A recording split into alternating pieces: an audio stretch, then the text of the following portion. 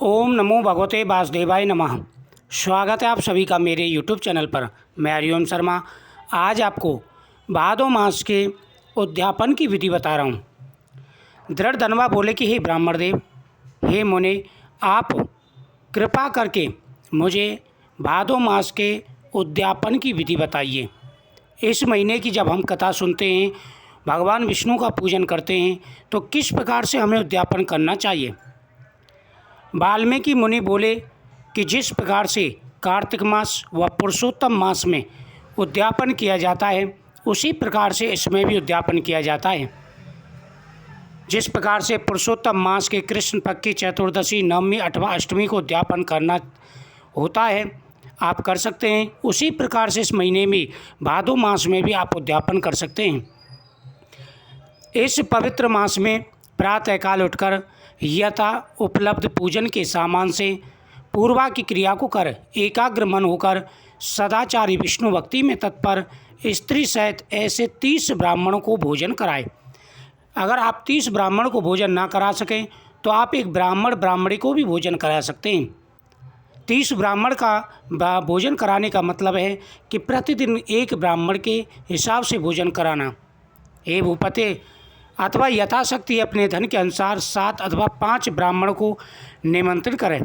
बाद मध्यम के समय 16 शेर अथवा उसका आधा अथवा उसका भी आधा यथाशक्ति 5 धान्य से उत्तम सर्वतोभद्र बनावे। सर्वतोभद्र मंडप के ऊपर सुवर्ण, चांदी अथवा मिट्टी के छिद्र रहित शुद्ध 4 कलश स्थापित करें। 4 व्यूह के प्रत्येक चारों दिशाओं में बेल से युक्त उत्तम वस्त्र से वैष्टिक पान से युक्त उन कलशों को करना चाहिए। उन चारों कलशों पर क्रम से पान के पत्ते लगावे। फिर उन पर वासुदेव, हलधर, प्रदम और अनिरुद्ध देव को स्थापित करें। जिस प्रकार से पुरुषोत्तम मास के व्रत आरंभ में स्थापित किए जाते हैं, उसी प्रकार से श्री राधा कृष्ण की मूर्ति स्थापित करें। भगवान को कलश युक्त वहाँ से लाकर मंडप के ऊपर मध्य भाग में स्थापित करें। वेद वेदांग के जानने वाले वैष्णव को आचार बनाकर जप के लिए 4 ब्राह्मणों का वरण करें। उनको अंगूठी के सहित 2-2 वस्त्र देना चाहिए। प्रसन्न मन से वस्त्र, आभूषण आदि से आचार को विभूषित करके फिर शरीर शुद्धि के लिए प्रायश्चित गोदान करें। तदंतर स्त्री के साथ पूर्वोक्त विधि से पूजा करनी चाहिए और वरण किए हुए 4 ब्राह्मणों से 4 व्यूह का जप कराना चाहिए और 4 दिशाओं में 4 दीपक ऊपर के भाग में स्थापित करने चाहिए। फिर नारियल आदि फलों से क्रम के अनुसार अर्घदान करना चाहिए।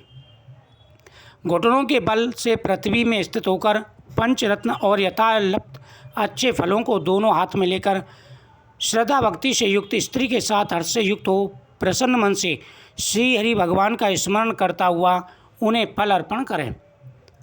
अर्धदान का मंत्र: हे देव देवेश, हे पुरुषोत्तम, आपको नमस्कार है।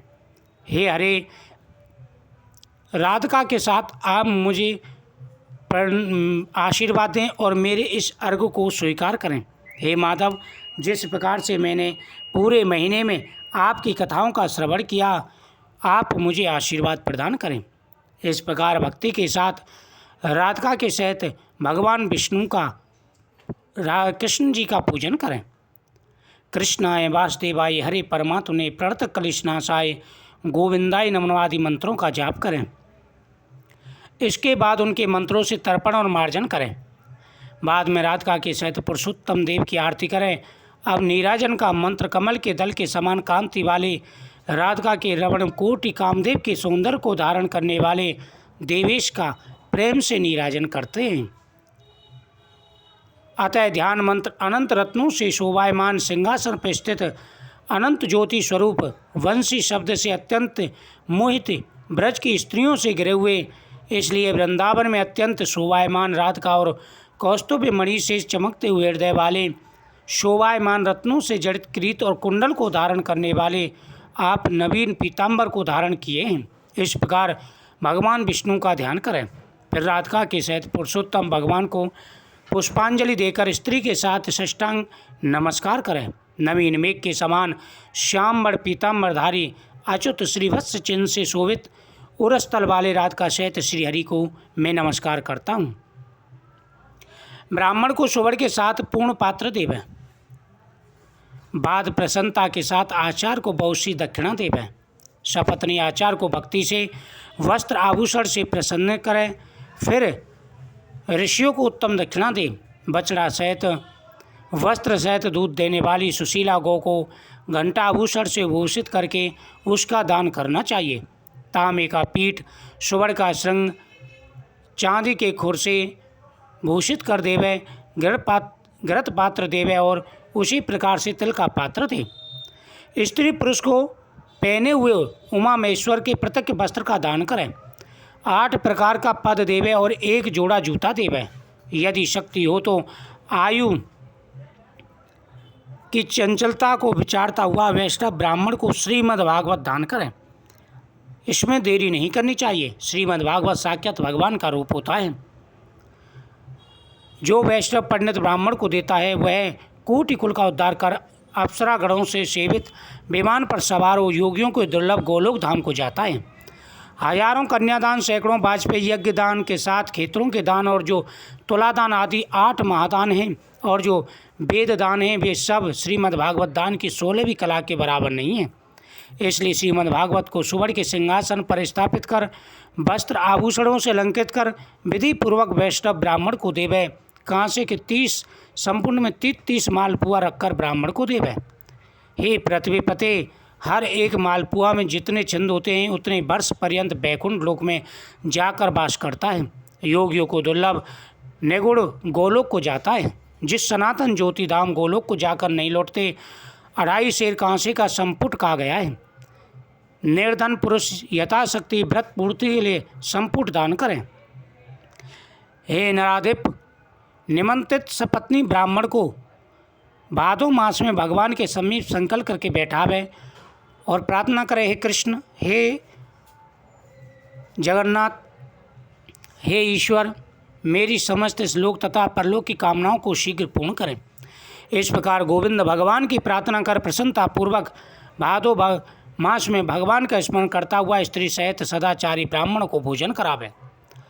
ब्राह्मण रूप हरि और ब्राह्मण रूप राधिका का स्मरण करता हुआ यथाशक्ति पूर्वक गंधाक्ष से पूजन कर घृत पायस का भोजन करावे।